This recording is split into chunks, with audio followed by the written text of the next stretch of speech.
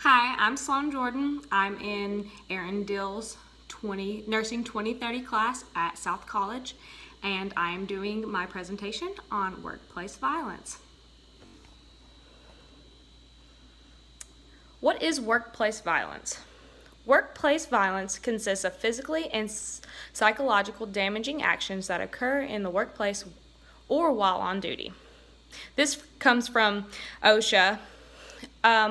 My mom works for a plant where I got a lot of the information from, not just about nursing, just in violence in general. The Bureau of Labor Statistics releases an annual report about injuries and illnesses resulting in the time away from work in the United States. In healthcare and social assistance sectors, 13% of days away from work were the result of violence in 2013, and this rate has increased in the recent years.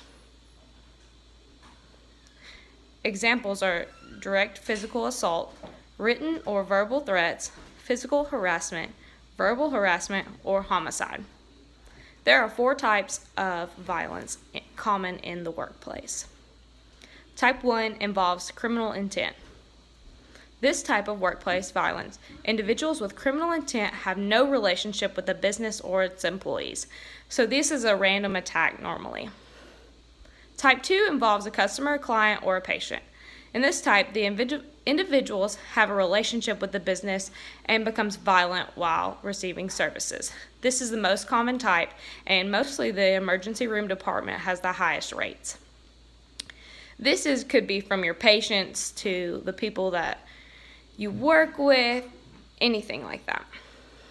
Type 3 is a worker-on-worker relationship. This includes the employees who attack or threaten another employee. This is the second most common type. This is the type that most people get fired for. Type 4 involves violence in personal relationships. This includes individuals who have an interpersonal relationship with an intended target, but no relationship to the business. This could be like your husbands, your wives, your family members, anything like that. Prevention guidelines. There is none in the United States that is mandatory by OSHA, but these provide voluntary guidelines may cite employers for failing to provide a workplace free from recognized serious hazards. This would help in a lawsuit of some kind. Some states have legislated that employers developed a program, while the majority of the states have advanced laws that amend existing statutes for assistance of first responders by adding nurses and or increasing the penalty associated with their behavior. So if you do this, you'll probably either get penalized or in a lot of trouble. States that require programs or what they require. Required employee-run workplace violence programs in California, Connecticut, Illinois, Maryland, Minnesota, New Jersey, Oregon, New York. And in New York, it is limited to the public employees only. Only in Washington is it you have to report the incident. Only the states with laws designating penalties for assaulting that include nurses that are reflected below. So it's Alaska, Arkansas, Arizona, California, Colorado, Connecticut, Delaware, Florida, Georgia, Hawaii, Idaho, Illinois, Iowa, Kansas, Kentucky, Louisiana, Maine, Missouri, Mississippi, Montana, Nevada, New Jersey, New Mexico, New York, North Carolina, Ohio, Oklahoma, Oregon, Rhode Island, South Carolina, South Dakota, Tennessee, Texas, Utah, Vermont, Virginia, West Virginia, and Wyoming. What can be done for these nurses? Training for nurses on how to avoid the situation might escalate into the violence.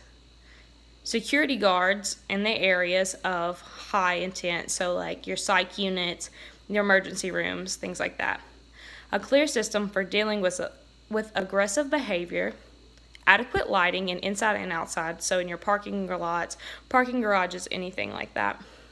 Alerts in the patient record indicating a previous history of violence or abuse. So those who have abused in the past, things like that.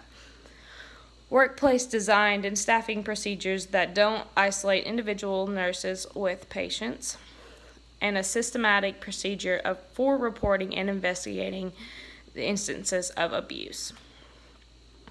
The effects on the nurse.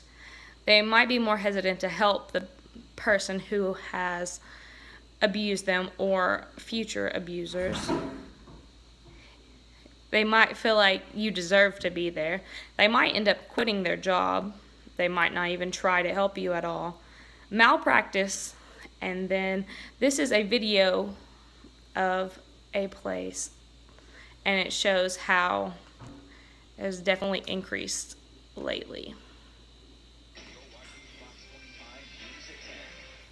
Thankfully, Fox News stepped in and did help us and brought some attention to this matter. State investigation now confirming what Fox Undercover first reported 2 months ago. Workplace violence at the state's premier psychiatric hospital is out of control. Investigative reporter Mike Bodette is here with what the Department of Labor Standards is now telling the state-run hospital to do, Mike. Yes, that's right. Today is the deadline that the Department of Labor Standards gave Worcester Recovery Center and Hospital to take corrective action on 7 different problem areas. Everything from violence prevention to security and training. And it comes after Fox Undercover obtained disturbing numbers from the state about attacks on nurses and mental health workers. They are not isolated incidents. Fox Undercover documenting almost 200 attacks on employees in just 2 years at Worcester Recovery Center and Hospital. Registered nurse Lori Grover is one of the faces behind the numbers. She was attacked by 2 patients at once earlier this year. It was the worst beating I've ever taken in my life. You know, nobody else should have to do that. You know, it's not worth a paycheck. The Massachusetts Nurses Association blames the problems on a lack of staffing and a lack of policies to prevent workplace violence. Now the state's Department of Labor Standards is coming down hard on Worcester Recovery Center and Hospital with a written warning and order to correct. The report notes that in March and April, 74% of work-related injuries which required medical treatment or lost days were caused by aggression of patients against staff. Nobody goes to work to get beat up. But that's what you all worry about. We all go in, and any one of us could maybe not go home that night. Registered nurse Val Quidadamo is chairperson, the Mass Nurses Association at Worcester Recovery Center and Hospital. Do you feel validated? Yes, this report acknowledges that, yes, in fact, the violence at the hospital was over and above what it should be. That report goes on to point out issue after issue contributing to the problems. The hospital does not have patient medical or behavioral history for all new admissions. The facility design has features that could contribute to agitated, violent behavior against staff, a lack of security, and the current training strategy is not adequate to prevent employee injury from patient violence. Right now it's talk and no action. We have the report, and the report just validated all the things we've been telling them. Now we need to see some action. But the deadline for corrective action is today. The Department of Labor Standards tells us the Department of Mental Health has indicated it will detail the corrective action it's taken in a letter this week and what's still being worked on. We're also told DMH will be asking for an extension for some items. Something has to come out of this before people get killed. And we did reach out to Worcester Recovery Center and Hospital for a comment, but never heard back. Okay, so that video just furthers my opinion on workplace violence and how